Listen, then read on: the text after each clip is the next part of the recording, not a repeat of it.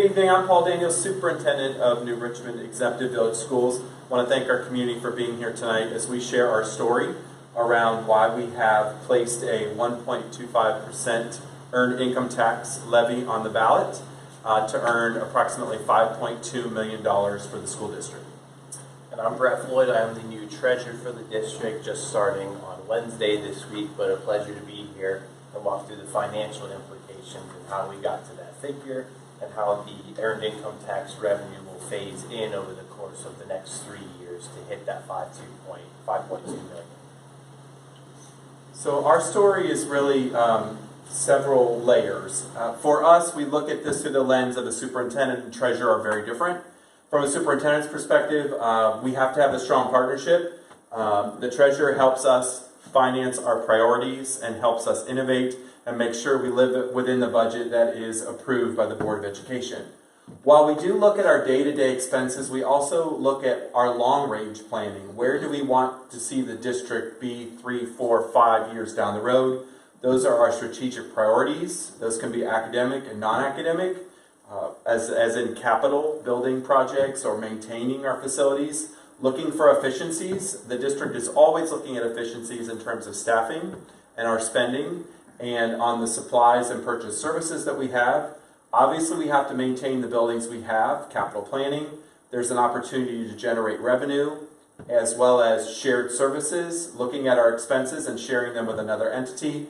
And as always, the district does benefit greatly from economic development inside of our 63 square miles.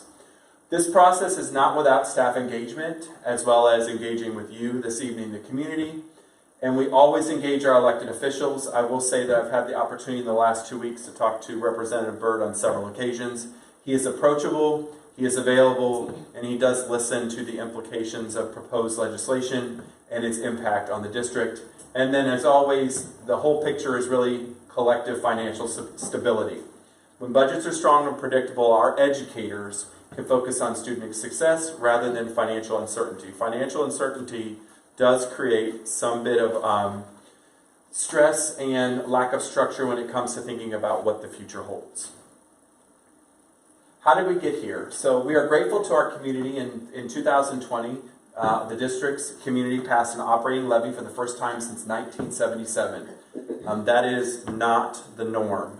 It is very rare for a district not to go back out to their community every 3 to 5 years and ask for new revenue through some type of property tax, school district income tax, or earned income tax. So that span really highlights our commitment to the community to be financially stable, as well as provide quality education to our students. Unfortunately, just 2 years after the passage of the 2020 levy, there was the abrupt closure of the Zimmer power plant, delivering another blow to the district's financial outlook by causing the assessed value of the personal utility property tax to decline even further. So there is a large gap we want our community to realize between 1977 and 2020 that we were able to financially manage without things that weren't in our control, like the closure of the power plant. I'll turn it over to our treasurer. I'll take that from here. So one of the things that I always look at when just looking at the overall financial health and revenue makeup of a district is where does that money come from? And you really only have two funding vehicles, what you get through state aid or the state foundation as it's sometimes known, and what we can generate locally. On the state side, we're really at the control of the legislature. So every 2 years, the biennium budget is reviewed and passed. Certain promises are kept, certain not kept, which we'll highlight when we look at the forecast later. But the bulk of what we receive here in New Richmond is at the local level, and we'll also discuss that in detail. But how do we do that? By passing levies. Now, this chart represents all the levies that have been passed in Clermont County districts, and this includes several different types of levies. These include current expense or operating, which only go to the district's general fund, which is used again for everyday operation, paying staff salaries, etc. But some districts may also pass a bond levy, which is strictly to build new buildings or improve current buildings. You cannot use this for salaries and benefits or other operational continuity. And you may also pass a permanent improvement levy, which is similar to a bond in that you can't pay salaries and benefits out of it. It's really only to finance capital improvements and maintain large-scale equipment with 5 years of life or longer. So this chart represents a combination of those three levies that have been passed across these districts. But please note, this does not account for the total attempts at passing these levies. So while Batavia may have 10 voted levies since 1976, it may have upwards of 20 attempts in between that same span of time. So many districts, many in Hamilton County where I came from, and even Clermont County, they are on a cycle of returning to the ballot every 3 to 5 years, and it's just a part of the everyday business of getting ready for a levy in 4 years, where New Richmond has been very blessed to not have to do that. We have had a 43-year gap in operating levies specifically being on the ballot. So that third one that's included in this chart was a bond levy passed for just over $3 million back in 1988. It has since been paid off, therefore there are no property tax collections to pay off that bond. So again, a 43-year gap in operating levies alone is pretty unheard of, especially when you again consider that its average cycle of 3 to 5 years returning to the ballot. One of the things I'd like to highlight is just the overall change in our general fund revenues. So if we focused on 2014, 2015, this was really the peak of the revenues the districts ever received at just over $31 million. But as time went on, changes in assessed valuation, the closure of the Bedford plant, and reductions in state reimbursements due to that overall devaluation has continued to drive that revenue down over time. So we see this dip starting to occur right after 2015 and just slowly stair-step down, taking a very big dive in 2020. So the Bedford closure takes some time for that devaluation to phase into the revenue. And then as we just said, that levy was thankfully passed in 2020, which did give us a nice cash infusion and other revenues went up, but the same thing starts to occur with the closure of Zimmer and that devaluation taking place over time, reducing our overall revenues. And we are projected to dip beneath $25 million in fiscal 27 revenues, and will continue to decline roughly $300K or $350K per year. As we look at the flip side and look at its expenditures in comparison, again, back in 2014 and 15, when the times were good and we had those high revenues, we still didn't quite spend everything we took in. So we had excess revenues those years, but as the revenues dropped, expenses kind of dipped with it to remain on pace. So adjustments were made as a loss of those revenues. The district did not continue to spend upwards of $30 million. It made those changes. But I also wanted to highlight these 3 years from 21 to 2023, what the arrow is pointing down here. We have a slight dip in expenditures here simply due to ESSER funds or COVID money, whichever you like to call it. This provided some temporary and what I like to call arbitrary relief to general fund expenditures. So many districts received millions of dollars. It kind of saved the day for a few years. But when most of those districts had spent that up by 2024, regular things came back to the general fund, all expenses returned, and you see a steep jump back up and costs continuing to increase. And in the treasurer world, we often refer to this as the ESSER cliff. So many districts made some moves that were kind of unsustainable with their ESSER funds during this time, particularly by hiring additional staff and continuing to keep them on board in 2024 and afterwards. As we'll see later, this was not what New Richmond did with its staffing, but many other surrounding districts initially hired staff with the intention to reduce them after the ESSER money dried up, but they changed course and kept those staffing, and their expenses increased dramatically. Now, as we shift gears here, we want to look at what's known as the changes in our assessed valuation, the overall amount that that property is worth as far as taxation goes, and the different types of property that make up our overall tax base in New Richmond. So as we look back to 2013, the lower blue section that's darker, this represents what's known as Class 1 properties or residential and agricultural properties. So us as homeowners belong in Class 1. And that was right around 50% of the overall taxable property. The next blue section up here represents PUP, or that public utility property we've been harping on this time. So this made up another big significant chunk of our overall tax revenue, And then the rest is Class 2, which is commercial business properties, which is a relatively small chunk of the AV breakdown of this district. Now, one thing to keep in mind, we'll talk about PUP as a big theme throughout this. This property chunk right here does not receive any sort of tax breaks or reduction factors that we as homeowners receive. So as valuations go up, our home's taxes do not go higher. But for PUP, those values, as they go up, they have to continue to pay the full voted taxation rate. So that is a humongous revenue stream for the district. But as we go across time, we'll see that overall valuation chunk get smaller and smaller until we culminate here in 2024. And part of the Zimmer power plant included some Class 2 property and PUP, and we can see that being a very small part of that overall assessed valuation, and therefore Class 1 basically making up the difference. So we had a very large chunk of property worth hundreds of millions of dollars that's now worth less than half of that now. So as we look at the PUP taxable value, if we look back to 2015, the overall value was $187 million and some change. And as we go across time, now to 2024, we're looking at just $53 million. So an overall decrease of 72% roughly that you've seen in taxable property value on that revenue stream that pays a full voted tax rate and does not receive any tax breaks. So this is a very big component of New Richmond's very unique financial struggles and losing that revenue stream.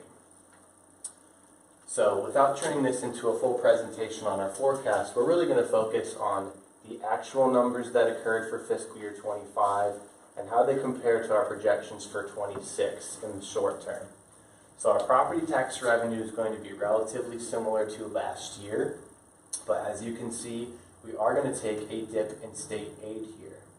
So earlier I mentioned that part of our biennium budget, every 2 years, the state lawmakers assess Ohio's budget and what they're going to distribute to the different types of school districts in Ohio.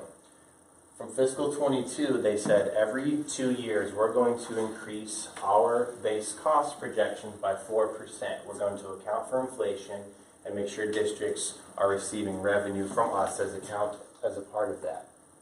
When they just released a new biennium budget that was signed into law in just this past June, they completely backed out that 4% increase and said, while we know inflation's happening, your costs are going to go up, but we're not going to foot that part of the bill. So as time goes on, our state share of that base cost to educate a student is going to continue to dip, and the local share, our cost, is going to continue to rise.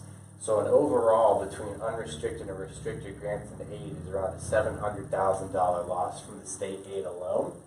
And we also mentioned those deregulation and devaluation payments. That is represented in this line item here, and that's where we'll see that roughly $300,000 to $350,000 dip over the course of this forecast. So while many districts see a pretty flat or stagnant revenue projection, we are seeing one that is continued to be projected going down over time, and as we know, expenses are going to continue to go up. Now, as we look at our expenses, we actually have a pretty rare moment where we can say we are spending less year over year from 25 to 26. Part of that includes a severance buyout for 10 certified teachers.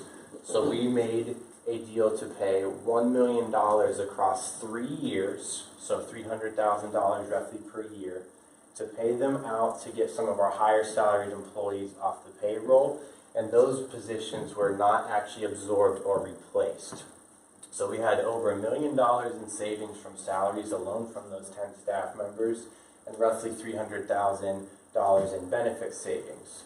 So as we go from 1 year to the next, we do see those savings, but again, the returning staff from fiscal 25 still have salary wage increases into 26. But again, that overall savings is a humongous game changer for us as we move forward. Now, we do see an increase in purchase services. This just represents the roughly $300,000 a year we have to pay for the severance buyout for these 3 years, and then it continues to drop off in 29 onwards. And every other category for us is going to remain essentially the same as our past trends, but one change that I've recommended moving forward is not transferring out $500,000 to our permanent improvement fund and reducing that to $250,000. As our permanent improvement fund, it does have a pretty healthy balance and able to complete the capital projects we have in mind. So from one year to the next, we are seeing about a $1.2 million savings in expenditures, but we are of course going to see those go up over time. So our overall October forecast projections indicate a $2.6 million deficit for fiscal 26, and we just see a straight deficit throughout the life of this forecast if all business remains the same on our expenses plus the declining revenue. So our revenue simply can't keep pace, which lands us in fiscal 28 with a negative ending cash balance, which we simply cannot have. So the last thing I'm going to bring to the table with this is explaining how the revenue from the earned income tax is going to phase in to get us to that full $5.2 million and why we have to ask for that now. So there's a misconception that the $5.2 million will immediately be collected in fiscal year 26, and that is not the case, and I'm going to take this moment to explain why. That income tax will become effective as of January 1, 2026, and we'll only be collecting revenue from the period of January through March of that calendar year 2026. So we're only capturing a small portion of that year in our fiscal year, which ends in June. So we are not capturing $5.2 million right away. We're only getting the beginnings of around $306,000. The next year, we're capturing much more growth because we have more time from the calendar year collections to phase in, but we're still going to have some folks who may not properly report these income taxes, or their employers may not withhold those correctly. So we're also going to have some delays there and have some taxes in arrears. And finally in 28, that's when we're going to see that full collections phase in here, and we'll have some taxes in arrears as well. So while we did say it's a $5.2 million, that's going to be the general base of what 1.25% generates for us. The extra $300,000 in change accounts for some of those delinquent taxes that were not captured in that prior year. So as we look, if we simply just waited and said we need $5.2 million, that would be great now, but it takes time for us to get to that level. So if we look at this bottom line here in blue, this represents what our cash balance would be with these revenue collections assumed, but we cannot file a forecast with this in it. It only can be included if it's passed. So if we do get this revenue collection with the passing of the levy, we will have a pretty healthy cash balance, but we will still continue to trend downwards towards the end of this 5 years. But we're going to continue to look at our expenses over that course of time. I have a question for you. Sure. As the treasurer, and if you look at 2030, there's about $6.8 million projected as a positive cash flow. In terms of months, how many months of cash would the district have approximately on hand? Probably close to 4. 4 months. Possibly 5. So while that looks like a large number, it's about 4 or 5 months, and best practice in your world is? You at least want to have 90 days cash, but ultimately you want to have many, many more than that. So you don't want to be in a position where you cannot make payroll. So, and again, these distributions are not coming in one big chunk of $5 million. The income tax comes as quarterly distributions, so you're getting little bits over time. Property tax collections are collected semi-annually in 2 chunks in a fiscal year. Thank you. Yeah. I'll pass it back over to you. Thank you so much. So with prices rising and homeowners throughout the district dealing with increasing costs elsewhere, which by the way, the district does experience the same level of those cost increases. We pay the same electricity bills that you pay. We pay the same fuel. We pay the same health care. While we may not see the same level of increase, because as the largest employer inside of the district, we are able to use our buying power when it comes to health care by belonging to a consortium. So while the average homeowner might see, what's the average you're seeing in healthcare costs? In certain parts of the state, it's anywhere from 18 to 22% increases in healthcare premiums. So while the average homeowner might see 18 to 22%, being part of a consortium, our employees and our buying power, we're only seeing about a 6.5% increase in our healthcare and benefits. What's also very different is an earned income tax is very different than a property tax. So earned income is just on earned income. So if you are a retiree and you do not receive a W-2, whatever's on your W-2, you are not impacted by an earned income tax.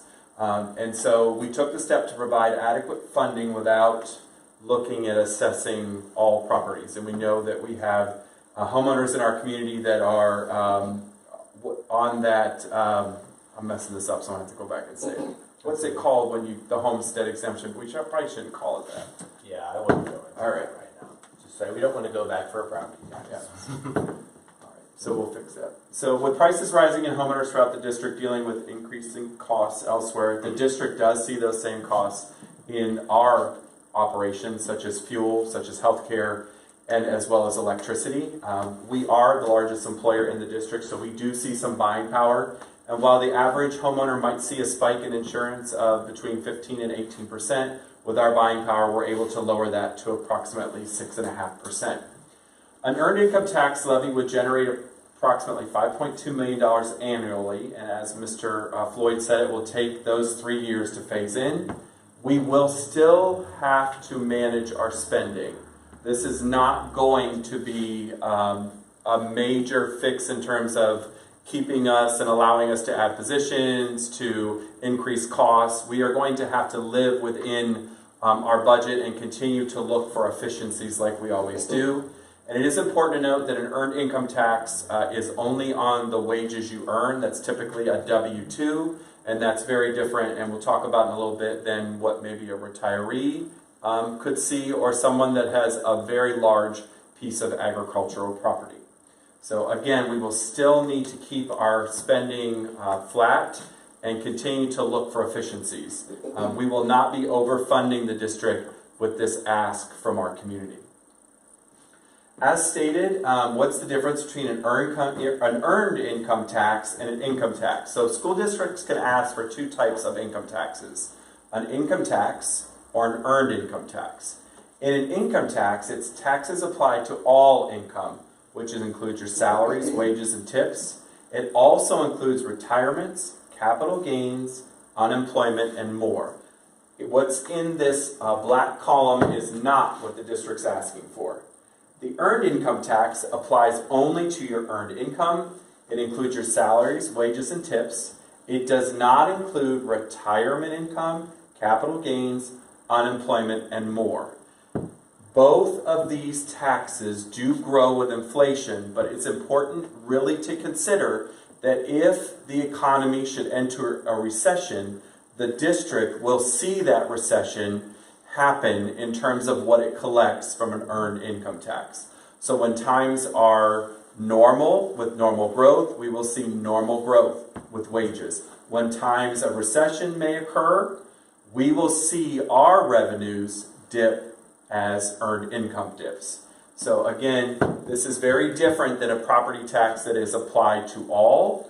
It is an earned income tax, and we really look at that taxes that you earn, and it's in your wages, your salaries, and your tips. And it excludes your retirement, capital gains, unemployment, and more. In Ohio, the law is very clear. You can only levy income taxes, earned or regular, in 0.25% increments.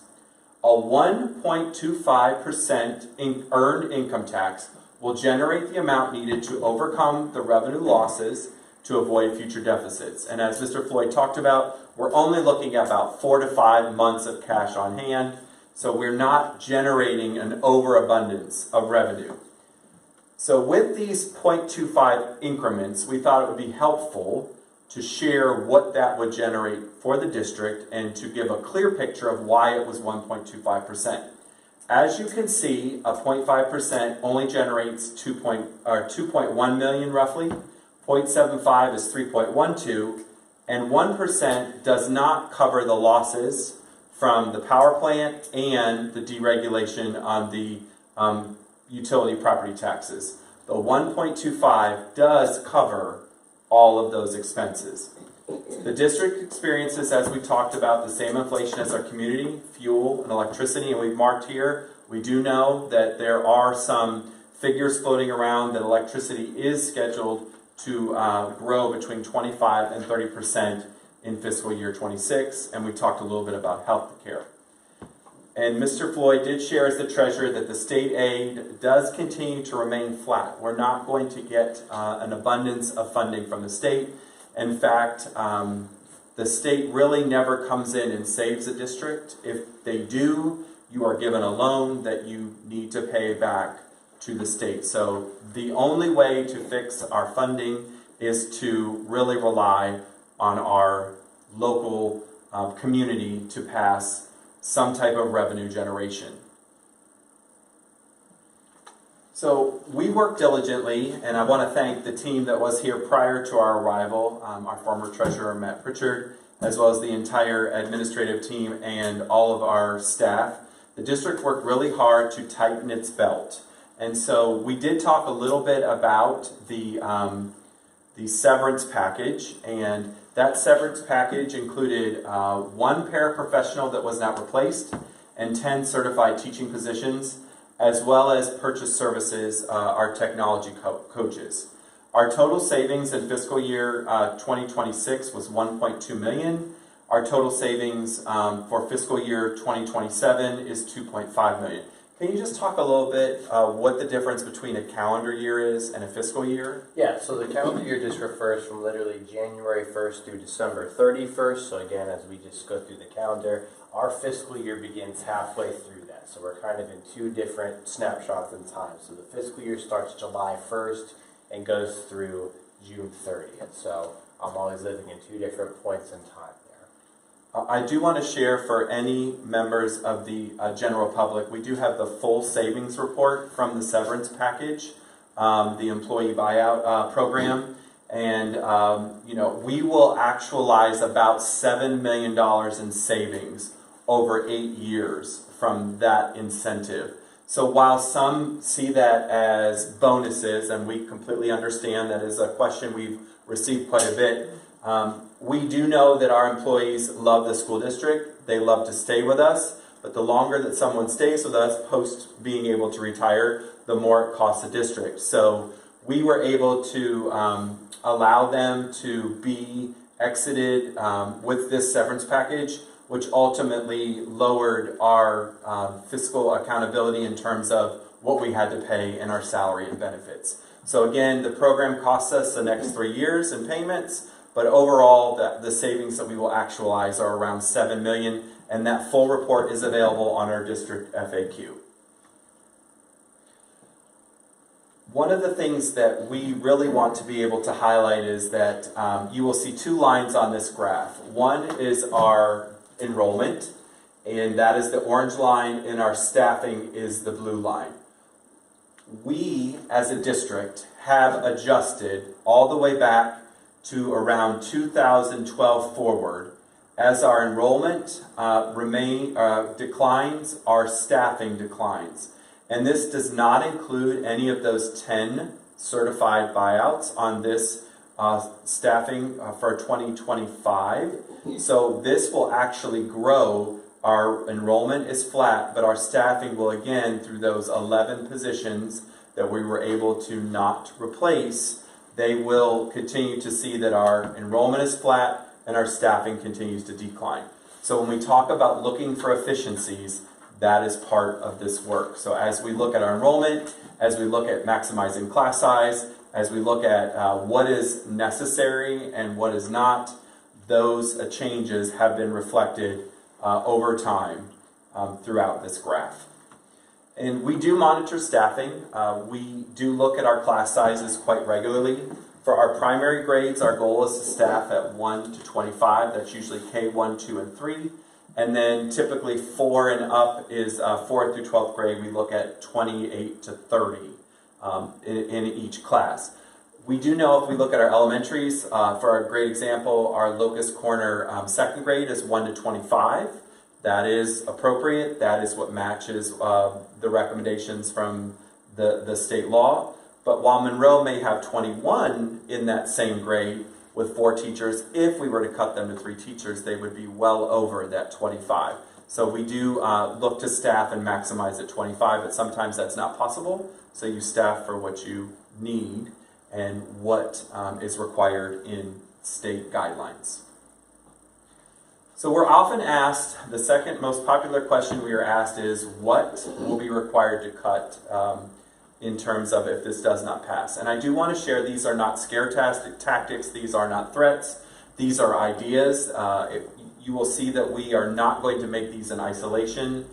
We will talk to our community, we will talk to all of our stakeholders, but roughly $2 million per year would need to be cut until new revenue or a new levy is passed and additional funding is secured. So we're looking at approximately $2 million per year, not one time. It's $2 million each fiscal year to we either remain in the positive through our cuts, or we are able to secure new revenue from our community. Possible ways to reduce, and again, I just want to highlight, we will not do this alone. We will work with all of our stakeholders. We will look to reduce certified staff, that's teachers and administrators, between 5 to 8. We do have a few retirements already in, and we may be able to shuffle a few employees, maybe to maximize some more class size, but it will be very tight. We will look at our other, what we call usually our classified staff, that's our aides, our transportation, our food service, our exempt employees, which are generally our secretaries.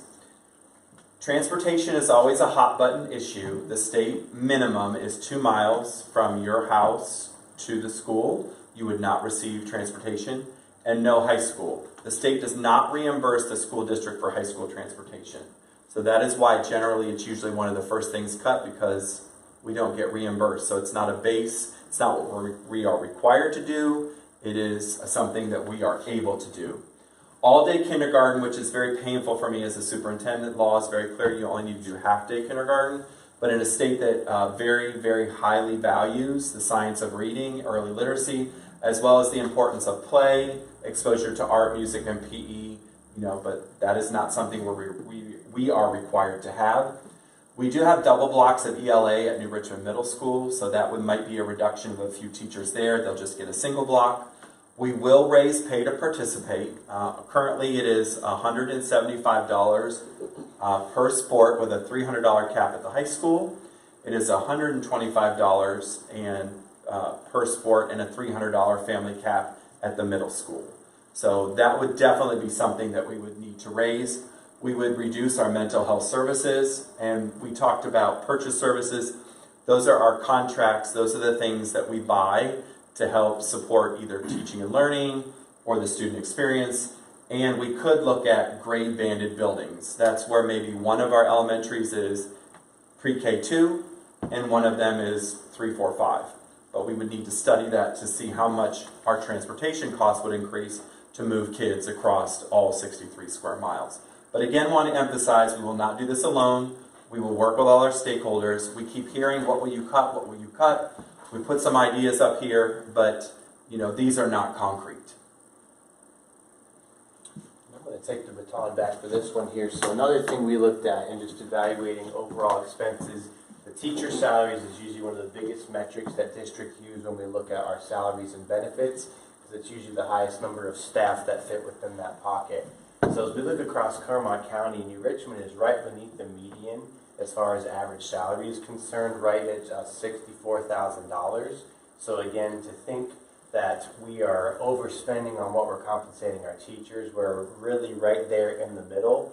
And the board and the previous administration worked closely to grant some pretty modest increases in pay throughout the forecast, whereas some of these other districts, their certified unions came to the negotiating table asking from anywhere to 7 to 10% for all 3 years of their negotiated agreement.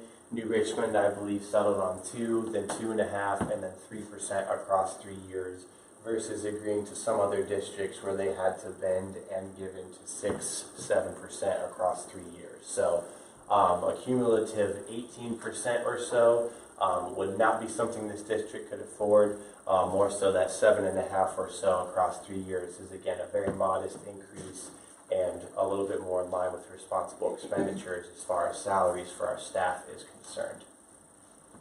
So we do have some more upcoming forums. Obviously we're here this evening. In a few weeks, we will actually be at Locust Corner Elementary, so inside the cafeteria on October 15th. On October 21st, we will be at Monroe Elementary inside the cafeteria. The League of Women Voters is going to be publicizing a candidate forum that will be held at New Richmond High School at 6:30 p.m. And then we will hold our final presentation, a community forum again, about the earned income tax at New Richmond High School, where we will make sure there's always time at each of these for questions and answers at the conclusion of each presentation. As always, there are things within our control, and there are things that are not in our control. And as I stated at the beginning, Representative Byrd has been very forthcoming, very approachable. But if you have questions on how the state funds schools and its view of property taxes and the legislation, we would direct you to either State Representative Adam Byrd, who was in the Ohio House, and then State Senator Terry Johnson, who is in the State Senate. Here is our QR code. We will also make sure, included with the presentation, is our bit.ly link, and then obviously you can always go to nrschools.org. When you visit our website, the first thing that will pop up is view the earned income tax FAQ. You can go there first, or just click the X if you're looking for something else. We want to again thank our community for attending our earned income tax community forums.